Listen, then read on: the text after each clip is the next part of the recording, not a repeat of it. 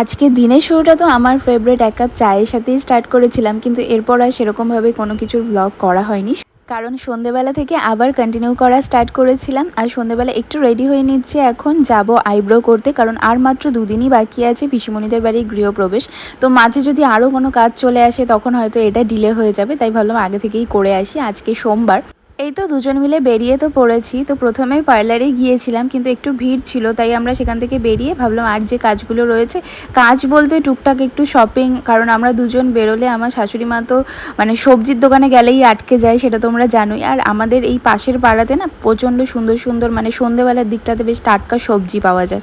তো উনি এই লোভে লোভেই আসে এখানে, আর এখানে আসলে যে কত রকমের সবজি নিয়ে যায়, তো আজকে অনেকটা কমই নিয়েছে বলতে গেলে। এরপর টুকটাক শপিং করে আমরা আবারও চলে এসেছি পার্লারে। তো আমার তো মোটামুটি কমপ্লিট হয়ে গেছে আইব্রো করা, এবার আমার শাশুড়ি মা করছে। কিন্তু আমার সময় তো আর ভিডিও করে দেওয়ার মতো কেউ ছিল না, আর আমার শাশুড়ি মা অতটা পারেও না, তো সেই কারণে আমারটা আর দেখাতে পারিনি, তো মায়েরটাই এখন দেখিয়ে দিলাম। তারপর ফেরার সময় একটু ফুচকা খেলাম, রাতের জন্য রুটি নিলাম, দিয়ে তারপর বাড়িতে চলে এসেছি। এখন ফ্রেশ হয়ে বসেও পড়েছি, আর প্রচণ্ড গরম লাগছিল, তাই সেই সময় আর কিছু ভ্লগ করিনি, কারণ হাতে অনেক জিনিসপত্রও ছিল। তো বাড়ি এসে আগে সোজা ভালো করে গা ধুয়েছি, দেন একটু ফ্রেশ লাগছে এখন। ও হ্যাঁ, আইসক্রিমও খেয়েছিলাম, সেটা তো বলতে ভুলেই গিয়েছি।